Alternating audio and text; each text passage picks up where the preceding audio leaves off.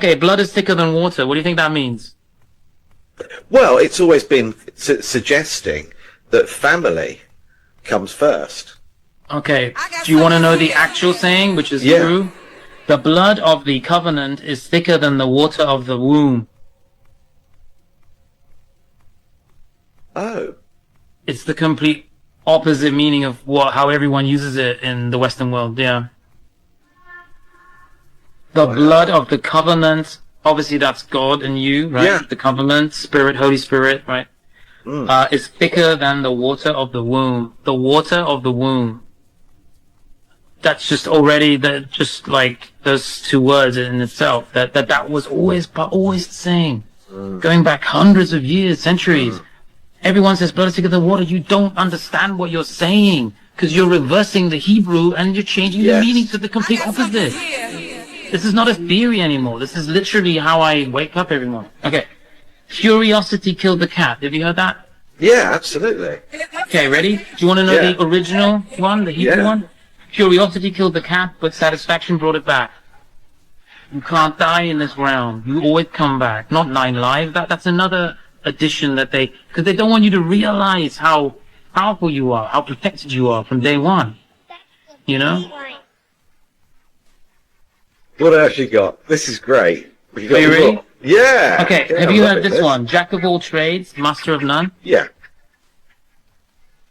My dad used to say that, yeah? Ready? Jack of all trades, master of none, though often better than a master of one. That's the real saying. Wow. The opposite, bro. It's completely the other side. The opposite. Yeah, it's basically... We've been living in this world where we are literally teaching our children a lie every time. The point being made by this gentleman in this video is quite clear. We have had ourselves fed incomplete information by people who went ahead of us to translate stuff, and that includes the religious text. But we're not talking religion now. Just even the intellectual stuff.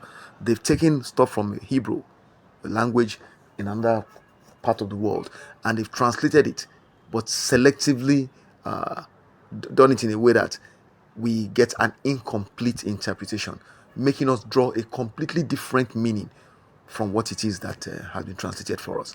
And based on that, we've gone through life shortchanging ourselves, living a life of underachievement.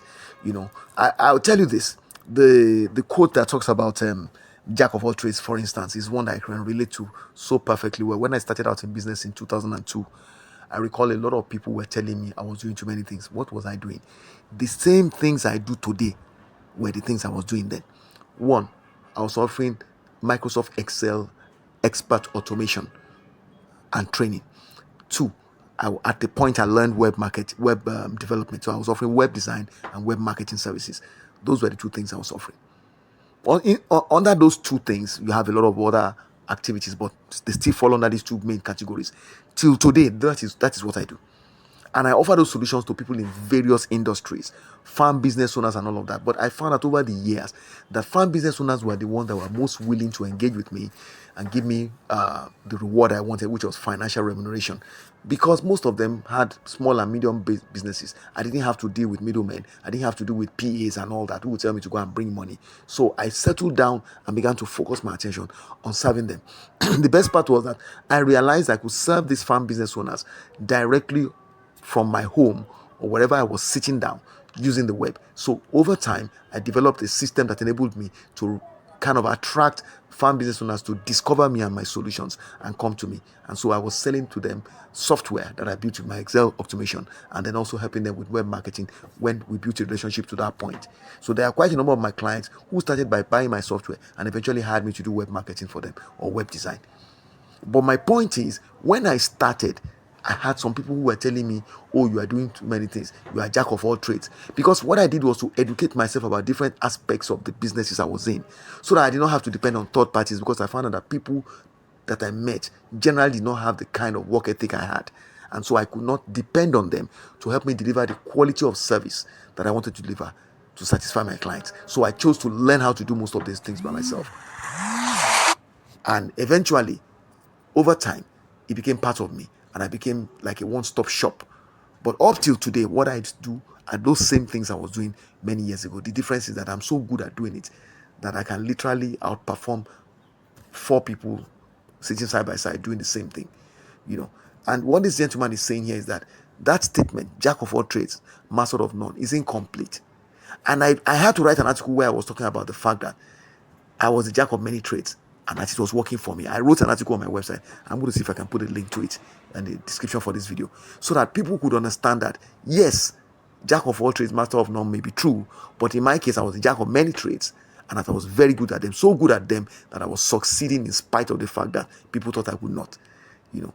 I didn't know why that saying was contradicting what my reality was, but now I know that the saying was never actually like that.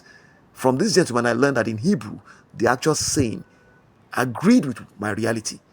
And that's why it's important to read and continue to stay open to self-improvement, to knowledge expansion and all of that. I hope you find this useful.